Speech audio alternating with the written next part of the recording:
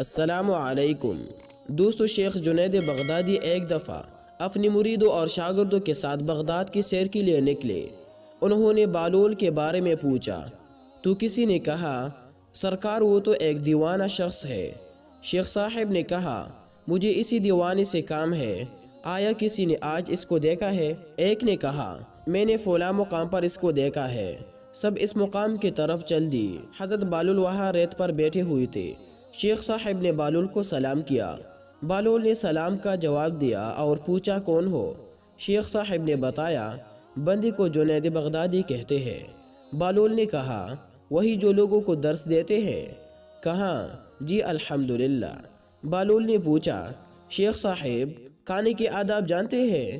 کہنے لگے بسم اللہ کہنا، اپنے سامنے سے کھانا، لقمہ چوٹا لینا، سیدھے ہاتھ سے کھانا، خوب چبا کر کھانا، دوسری کے لقمہ پر نظر نہ کرنا، اللہ کا ذکر کرنا، الحمدللہ کہنا، اول و آخر ہاتھ دھونا۔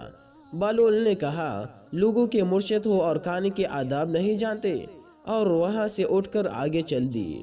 شیخ صاحب بھی پیچھے چل دیے۔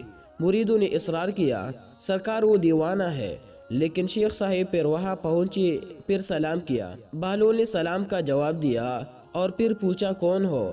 کہا جنید بغدادی جو کھانے کے آداب نہیں جانتا۔ بہلول نے پوچھا اچھا بولنے کے آداب تو جانتے ہوں گے؟ جی الحمدللہ۔ متکلم مخاطب کے مطابق بولے، بے موقع، بے محل اور بے حساب نہ بولے، ظاہر و باطن کا خیال رکھے۔ بہلول نے کہا کھانا تو کھانا، اب بولنے کے آداب بھی نہیں جانتے؟ بہلول نے پھر دامن جھاڑا اور تھوڑا سا اور آگے چل کر بیٹھ گئے۔ شیخ صاحب پھر وہاں جا پہنچے، سلام کیا۔ بہلول نے سلام کا جواب دیا، پھر وہی سوال کیا کون ہو؟ شیخ صاحب نے کہا جنید بغدادی جو کھانے اور بولنے کے آداب نہیں جانتا۔ بہلول نے اچھا سونے کے آداب ہی بتا دیں۔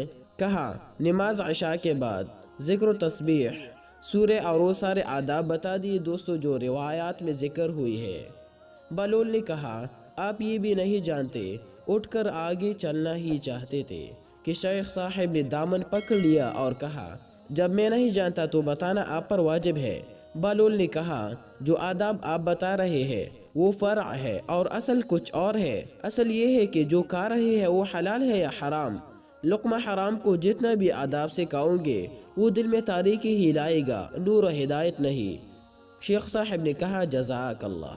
بہلول نے کہا کلام میں اصل یہ ہے کہ جو بولو اللہ کے رضا و خوشنودی کے لیے بولو۔ اگر کسی دنیاوی غرض کے لیے بولو گے یا بیہودہ بولو گے تو وہ وبال جان بن جائیں گے۔ سونے میں اصل یہ ہے کہ دیکھو دل میں کسی مومن یا مسلمان کا بغض لے کر یا حسد و کینہ لے کر تو نہیں سو رہے، دنیا کے محبت مال کے فکر میں تو نہیں سو رہے، کسی کا حق گردن پر لے کر تو نہیں سو رہے۔